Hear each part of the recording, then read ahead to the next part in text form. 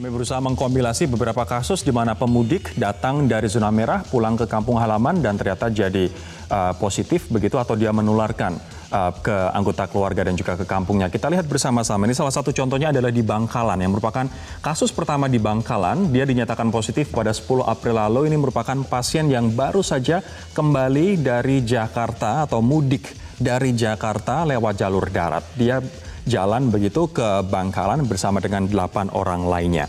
Ada juga salah satu kasus pertama di Kudus pada tanggal 4 April yang lalu. Pada waktu itu hanya ada 2 kasus positif, satu diantaranya adalah orang yang juga pulang kampung atau mudik dari Jakarta.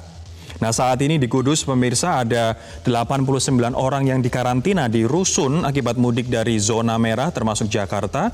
Sementara menurut Dishub Kudus per 27 April kemarin ada 1.151 pemudik yang masuk ke Kudus. Kita akan bergeser ke Jawa Tengah ke Cilacap. Ini ada 8 orang yang menyewa travel begitu dari Jakarta kemudian pulang ke Cilacap. Awalnya mereka baik-baik saja. Namun beberapa hari kemudian salah satu anggota keluarga dari satu orang di antara 8 orang ini ternyata ada yang meninggal begitu. Anggota keluarganya bukan 8 orang ini, tapi anggota keluarga dari salah satu mereka ada yang meninggal dengan gejala mirip dengan COVID-19. Nah, kemudian 8 orang ini kemudian di tracing dan juga dilakukan rapid test, ternyata ke-8 orang ini positif. Saat ini mereka dirawat di rumah sakit RSUD di Cilacap dan masih menunggu hasil tes swab PCR. Namun menurut hasil rapid test 8 orang ini positif. Kemudian di Ciamis ada 1 orang yang dinyatakan positif COVID-19. Dia juga mudik dari Jakarta. Kemudian menularkan ke ayahnya yang pada waktu itu sakit stroke berusia 72 tahun. Dan bahkan si pasien ini atau si orang ini yang mudik dari Jakarta ini menginap di rumah sakit tempat ayahnya dirawat. Sehingga ayahnya kemudian mulai mengeluarkan simptom atau gejala seperti COVID-19 dan dapat dipastikan bahwa si ayah dan juga si anak pun positif COVID-19 akibat anak yang mudik dari Jakarta. Ada juga kasus di Madiun pemirsa di Jawa Timur di mana ada 1 orang kerabat yang mengunjungi nenek begitu di Madiun. Nah, kerabat ini berasal dari Surabaya.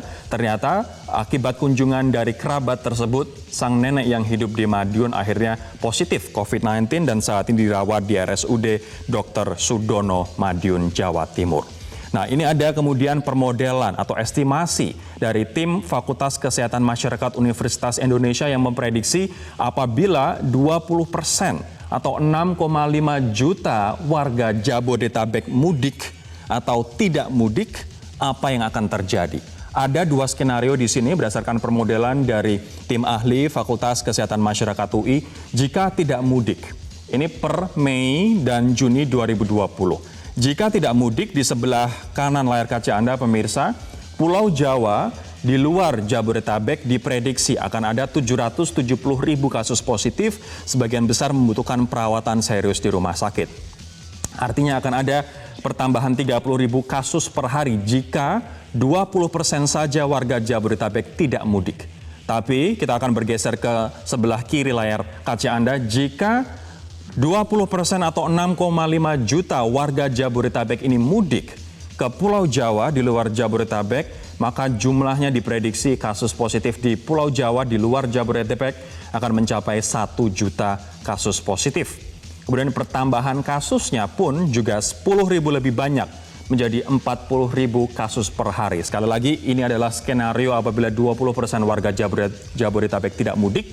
Sementara ini adalah jika 6,5 juta atau 20% warga Jabodetabek memilih untuk mudik. Inilah yang terjadi. Nah, kita bisa mengartikan apa? Artinya apabila 20% warga Jabodetabek tidak mudik tahun ini pemirsa, kita bisa mengurangi resiko. Kita bisa menekan jumlah kasus di luar sana, khususnya di Pulau Jawa di luar Jabodetabek. Sebanyak 200.000 kasus ini bisa dicegah, sebuah jumlah yang signifikan. Mungkin Anda juga bertanya-tanya kenapa jumlahnya bisa banyak sekali padahal pemerintah baru mengumumkan ada 10.000 kasus. Namun model perhitungan dari ITB kemudian dari UI mengatakan bahwa jumlah yang diumumkan pemerintah saat ini adalah baru sebagian kecil dari kasus yang di luar sana yang tidak terdeteksi. Ada yang mengatakan bahwa saat ini yang diumumkan pemerintah baru 2%. Ada juga mengatakan bahwa sebenarnya yang di luar sana terjadi adalah 14 kali lebih banyak jika dibandingkan dengan apa yang diumumkan oleh pemerintah. Ini juga menjadi PR bersama agar kita bisa menaikkan jumlah tes PCR per hari menjadi 10.000 tes per hari atau tes masif PCR tersebut bisa dilakukan di Indonesia. Saat ini masih 3.000 dan juga 4.000 tes PCR per hari, belum 10.000 seperti yang ditargetkan oleh Presiden Joko Widodo.